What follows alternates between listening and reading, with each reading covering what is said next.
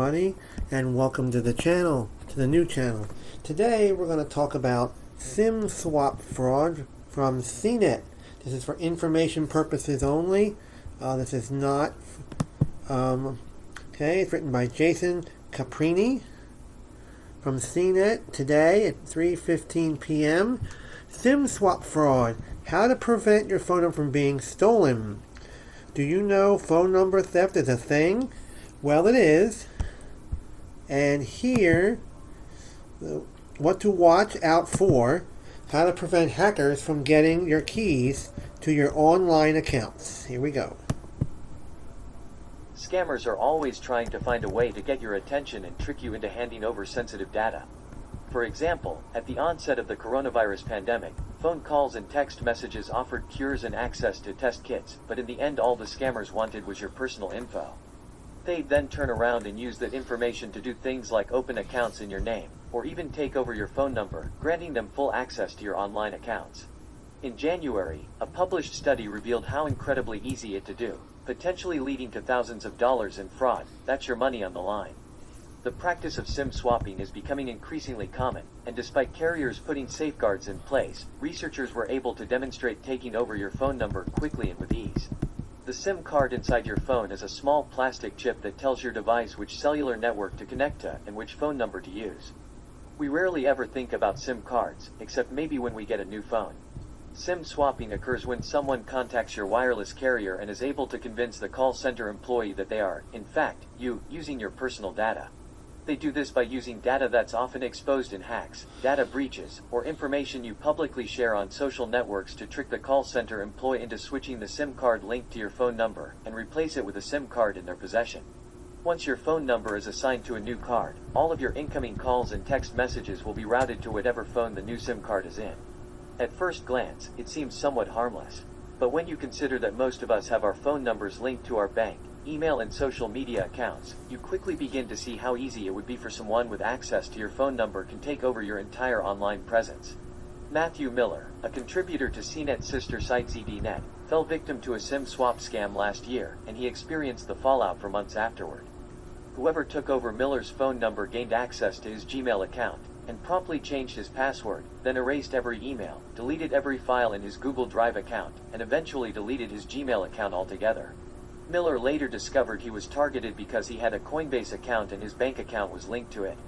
Miller's phone received his Coinbase account's two-factor authentication codes, so the hackers were able to log into his cryptocurrency trading account and buy $25,000 worth of Bitcoin.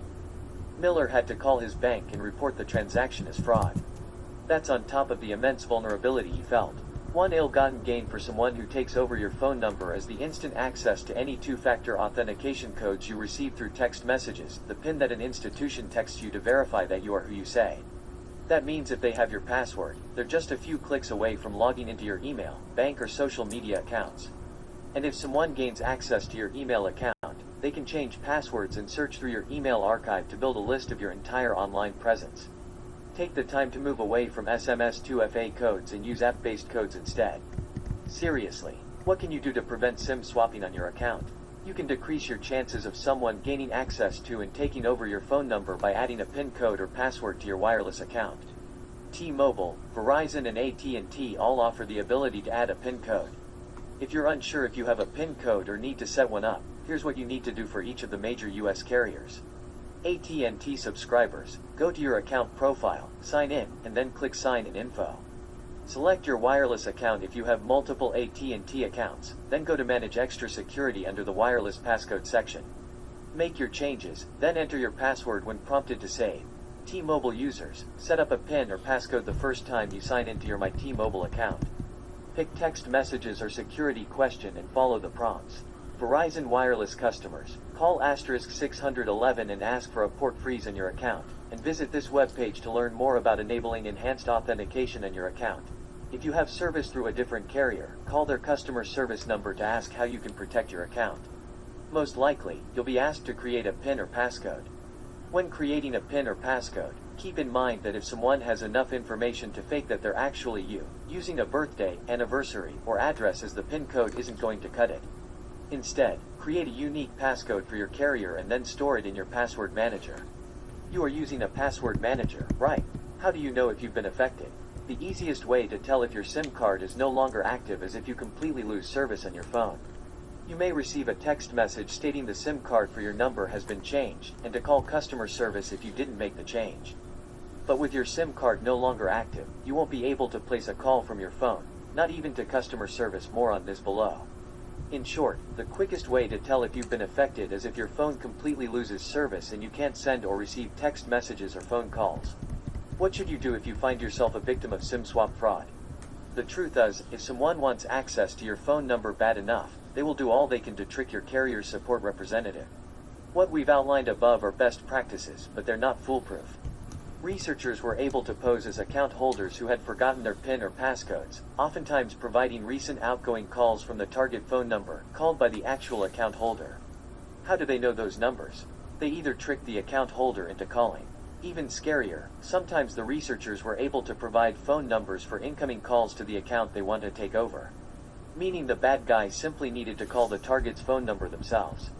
Once you realize you've lost service on your mobile device, call your carrier immediately and let them know you didn't make the changes.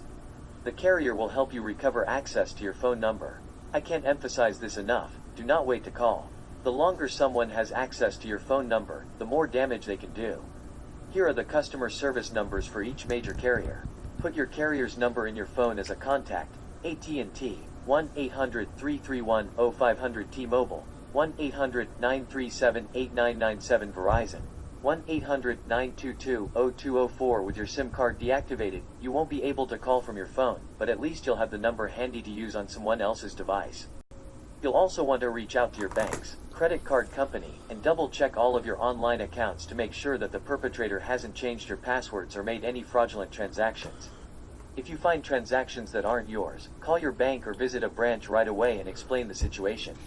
Remember, no matter how many PIN codes or passwords we add to our online accounts, there's still a chance that someone will find a way to break in. But at least by setting a passcode for your account, and knowing what to do if you find yourself a victim of SIM swapping, you're prepared. Another critical aspect of strong online security is to use a password manager to create and store unique passwords on your behalf. Additionally, enable two-factor authentication on every account that offers it. And make sure, ladies and gentlemen, you're not falling for robocalls or scammy text messages. This was published first on January 16th, 2020 at 3 a.m. Pacific Time. All right. Well, thank you for watching, ladies and gentlemen. And we hope that we see you soon. Sorry, a little bit of a darkness here. And we thank you for watching, and have a great night, and see you again on the second video. Bye-bye.